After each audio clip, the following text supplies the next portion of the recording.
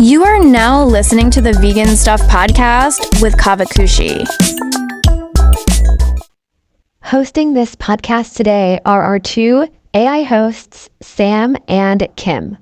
If you simply can't get enough of us, go to caavakushi.com and sign up for our vegan newsletter and get our free 7-day high-protein vegan meal plan. And we also have some good news. We will be releasing our first ever cookbook pretty soon, so stay tuned. Hey, don't forget to follow us on our socials too. Have you ever just wondered what drives that kind of elite athletic performance? You know, especially when it goes way beyond what most people think is an athlete's prime. We're talking about someone like Tom Brady, right? Playing at an MVP level deep into his 40s. I mean, what's the secret sauce behind that kind of longevity in, let's face it, a pretty brutal sport?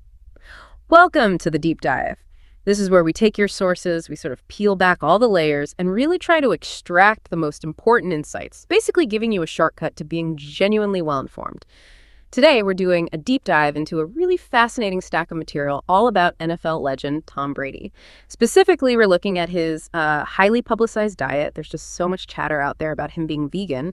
But is that actually true? And, you know, what role does plant-forward eating really play in his, extraordinary career? Yeah, that's exactly our mission for this deep dive.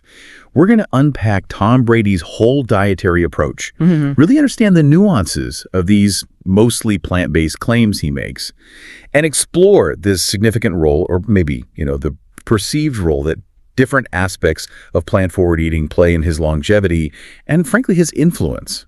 We'll look at what he actually eats day to day. We'll touch on the science, or sometimes maybe the lack of strong science behind some of his choices, and also how his huge profile has impacted the broader plant-based movement in general. Okay, so let's tackle that perception head on. A lot of people, and I'll admit, I kind of thought this too, associate Tom Brady pretty strongly with a vegan diet. But the sources, they paint a much more complex picture, don't they? So what's the real story? Is Tom Brady actually vegan? No. Decidedly not, according to Brady himself. He's actually on record stating quite clearly, when people ask if I'm a vegan or a vegetarian, I tell them no, decidedly not. Oh, so that's a really crucial distinction he makes himself. Right, that clarity from him is key. And his personal chef, Alan Campbell, who, interestingly, is a graduate of the eCornell plant-based nutrition course. He confirms this with what they call the 80-20 rule. Can you break that down for us? What does that mean for Brady's plate? Absolutely. The 80-20 rule is really a cornerstone of his whole eating philosophy, which he tends to describe as commonsensical. Yeah. So essentially, about 80% of his food intake comes from whole plant-based sources. Okay. We're talking organic vegetables, fruits, nuts, seeds, whole grains, that kind of thing. Then the remaining 20% includes lean animal proteins, primarily fish, sometimes organic chicken. And this approach, nutrition experts would typically classify it as flexitarian or maybe plant-forward. Gotcha. So heavily plant-focused, lots of plants, but definitely not vegan in the strict sense. And that brings up a really interesting point, especially for people who are, fully committed to a vegan lifestyle, or even just thinking about eating more plants.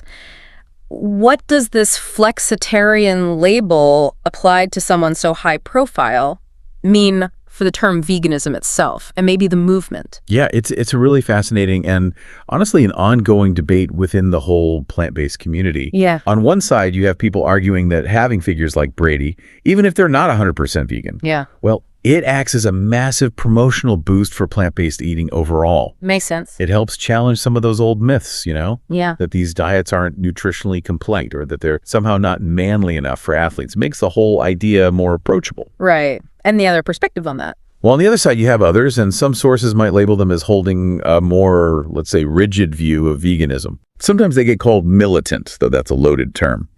But they express concern. They feel that including people who still consume any animal products, even a small amount like that 20%, it kind of waters down the true definition of veganism, which fundamentally is about excluding all forms of animal exploitation and cruelty, not just diet. That really highlights the value people place on these labels and how definitions can be contested. Exactly. It shows how important these identity labels can be. Okay. Did you know we have a vegan search engine, a vegan forum, a vegan newsletter, and so much more coming soon? So why not check us out at caavakushi.com. Okay, so let's get into the nitty-gritty then. What fuels the GOAT, as they call him? What does an 80% plant-based plate actually look like for Tom Brady day to day? What specific plant ingredients does he really champion? Well, his diet is incredibly rich in organic vegetables, often locally sourced when possible. Think nutrient-dense stuff. Leafy greens, cruciferous veggies, lots of colorful produce. For fruits, you hear a lot about blueberries and bananas being staples. Whole grains like quinoa, millet, brown rice are in there for steady energy. And legumes, beans, chickpeas.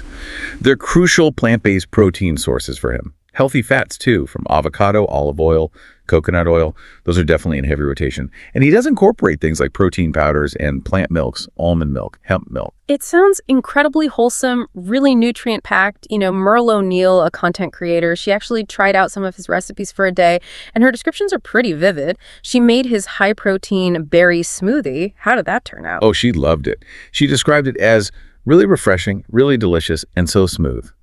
And interestingly, her vegan version, the one she made, actually ended up being higher in protein than the original might have been. Came in at 39.5 grams of protein. Wow. And 36.7 grams of healthy fat. She even called it almost like a sweet treat. High praise for a performance smoothie, right? Definitely sounds like a winner. What about lunch? She tried his crispy chickpea Caesar salad? Yeah, that was another big success, according to her account.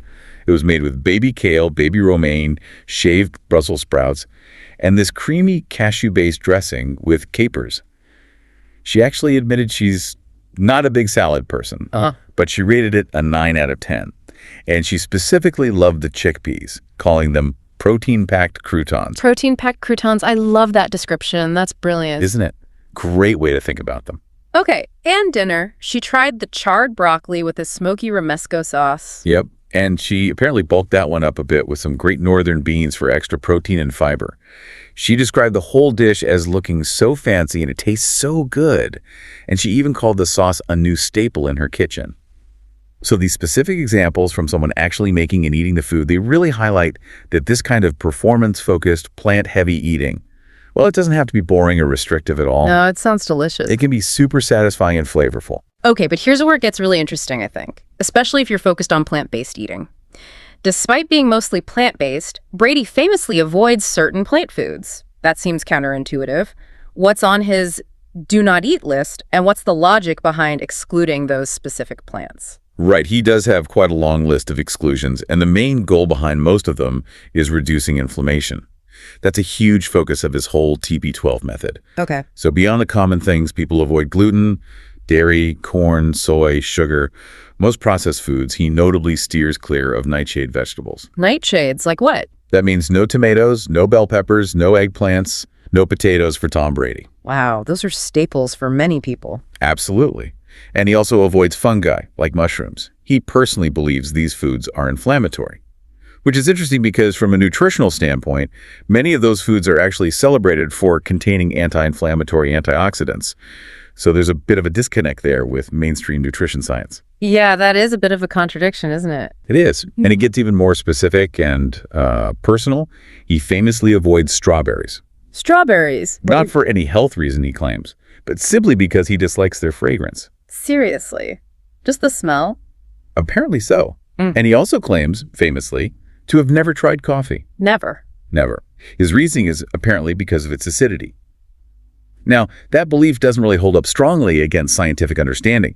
Our bodies have incredibly efficient systems, kidneys, lungs, constantly regulating our internal pH within a very narrow, stable range. So the acidity of a common food like coffee isn't really a concern for overall blood pH balance. Okay, so it sounds like while he embraces a lot of plants, he also avoids others based really on his own personal beliefs about inflammation or even just preference, even if the science doesn't always line up perfectly with, say, conventional wisdom. That seems to be the case, yeah. Did you know we have a vegan search engine, a vegan forum, a vegan newsletter, and so much more coming soon? So why not check us out at Caavakushi.com. And just a quick note for our listeners, you mentioned he gets some nutrients like omega-3s and vitamin D from fish in that 20%. It's worth remembering that relying on fish isn't necessary for those. Those vital nutrients actually originate in algae and lichen. Good point. And you can get those directly through plant-based supplements, cutting out the middle fish, so to speak. Absolutely. A crucial point for anyone eating fully plant-based. Okay, so his diet is clearly a huge piece of this longevity puzzle, but what other lifestyle factors are contributing to Tom Brady's, frankly, extraordinary sustained performance in such a demanding sport? It can't just be the food. Oh, definitely not. His discipline extends far, far beyond his plate. Brady is almost legendary for his extreme hydration practices. Extreme hydration. Yeah, reports say he drinks up to 25 glasses of water a day, often with added electrolytes. 25 glasses, that's a lot. It's nearly 3 times what the average person drinks, and it's crucial for him for joint lubrication, brain function, muscle recovery, everything. And he's also incredibly disciplined about sleep, right? I read he aims for 9 hours every night. The full 9 hours, yeah. Often going to bed super early, like 8:30 p.m. That shows serious dedication. Wow. Absolutely. And then there's his whole regimen around muscle pliability. Pliability. What exactly does that involve? It's not just about stretching or flexibility in the traditional sense. It's more about creating muscles that are soft, resilient, and responsive. It involves a lot of deep tissue massage, targeted body work, really focused on optimal recovery and, importantly, injury prevention. So it's the whole package. It really is. These comprehensive lifestyle choices, the hydration, the sleep, the pliability work combined with the diet, that's what many people attribute his sustained peak performance into his 40s to. It's a full spectrum commitment. Right. So regardless of whether he technically fits the definition of vegan, Tom Brady's massive platform has undeniably had an impact on how people see plant-based eating. What's his real influence there, do you think? I think it's significant. His adoption of this, predominantly plant-based diet really helps to powerfully challenge those myths we talked about earlier. The idea that plant-based diets are somehow lacking or not suitable for high-performance athletes, especially male athletes. It's been a big cultural shift, particularly in sports. And he hasn't just talked about it. He's put his money where his mouth is commercially. He's cleverly leveraged the success or the perceived success of his diet into business ventures, like that partnership with Purple Carrot. Exactly. That was a big one. Purple Carrot, which is a fully vegan meal kit company, they partnered for specific TB12 meals, which they termed Balancitarian, acknowledging his 80-20 approach. Balancitarian, okay. Yeah, it's a great example of his market influence. He also launched some vegan TB12 snacks early on that apparently sold out in mere hours. Wow. And more recently, his own line of vegan organic goat gummies in partnership with the delivery service GoPuff. Goat gummies. Yeah. The name is, of course, a pretty clever nod to his greatest of all time status. GOAT. That's smart marketing. And the commercial impact is clear, but there's that really fascinating anecdote about the personal impact, too. Jill Ettinger, a writer for Organic Authority, she documented her 2 weeks trying the Purple Carrot TB12 vegan meals. And she started out as a self-described Steelers fan who strongly disliked Brady, even mentioning Deflategate. What happened there? That's a great story. She found that actually eating his specific plant-based meals completely shifted her perspective on him. She ended up writing, and this is a direct quote, "I can no longer hate him, friends, and trust me, after you eat his vegan meals from Purple Carrot, you can't either." That is quite something, changing a rival fan's mind through food. It really is a testament to the maybe unifying power of good plant-based food. Yeah. Even across football rivalries. Absolutely. So this kind of high-profile endorsement, the product development, it all helps normalize and promote plant-forward eating to a much wider audience. And it seems to influence other athletes too, right? Like Derek Morgan, Chris Paul. Yes. Sources suggest his approach has encouraged other athletes to explore plant-based diets, or at least more plant-forward approaches, specifically looking for benefits in recovery, energy, and strength. Did you know we have a vegan search engine, a vegan forum, a vegan newsletter, and so much more coming soon? So why not check us out at Caavakushi.com. Okay, so while his influence seems largely positive for pushing plant-based eating into the mainstream, the TB12 diet itself isn't without criticism, is it? Especially maybe from a more strictly vegan viewpoint. What are some of those points of contention highlighted in our sources? Well, beyond that whole debate about the strict definition of veganism we discussed, the TB12 diet itself is often criticized for just how rigid it is. Rigid? Yeah, it's described as highly regimented. And that can make it incredibly challenging for the average person to follow long term, especially, without the resources Brady has. Personal chefs, easy access to very specific high-quality organic ingredients, it can feel more aspirational than practical for many. That makes sense. And there's still sometimes a bit of a stigma around veganism in sports, isn't there? Like, our sources mention Colin Kaepernick, for example, and how his then vegan diet was apparently seen as a red flag by some NFL teams. That's right. That perception can still exist. And interestingly, there can also be an unforgiving element, sometimes within the vegan community itself. Athlete Alex Morgan acknowledged this, stating she's not a super strict vegan, but aims to do her best. It highlights a pressure some feel to adhere to this perfect standard, which can be daunting. And then, of course, there are completely alternative perspectives out there, too, like nutrition consultant Kate Shanahan, who argues that some popular plant-based meat alternatives can be, in her view, toxic. She actually favors animal meat and things like bone broth for certain health benefits, presenting a direct counterargument to a purely plant-forward or vegan approach. Right, so lots of different viewpoints there. Okay, so wrapping this up, this deep dive into Tom Brady's diet, it really reveals a pretty compelling, if complex, story. While he's very clear, decidedly not vegan, his 80-20 plant-forward approach, combined with all those meticulous lifestyle habits, it seems to have undeniably contributed to his legendary longevity and performance. Absolutely. He serves as this really powerful, though, as you said, complex ambassador for plant-based eating. He demonstrates the potential benefits of focusing on nutrient-dense, anti-inflammatory whole plant foods, combined with that rigorous hydration and comprehensive lifestyle discipline. And his commercial ventures, well, they've significantly broadened the appeal and the accessibility of plant-based options for a much wider mainstream audience. So what does this all mean for you, the listener? Well, Tom Brady's specific regimen is obviously tailored for an absolute elite athlete with the resources most of us just don't have.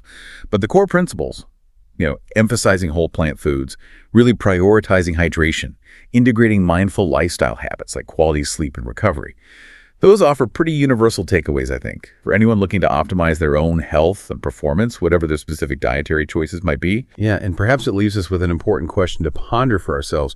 If the ultimate goal is maximizing health, performance, and maybe even considering environmental benefits, how far down that plant-based path does one need to go? What's the right balance that works for you? One that aligns with your personal values, your health goals, and the realities of your daily life, allowing you to truly thrive. Thanks for listening. We hope you liked this episode. If you did, we'd really appreciate it if you could give us 5 stars on whatever platform you're listening to this podcast on. Also, we would be so appreciative if you could just share this episode or this podcast with all your friends and family who are vegans or vegan friendly. We're also really excited because we are going to be launching something really cool pretty soon on the site, so keep an eye out for that. And we will see you really soon with a new episode.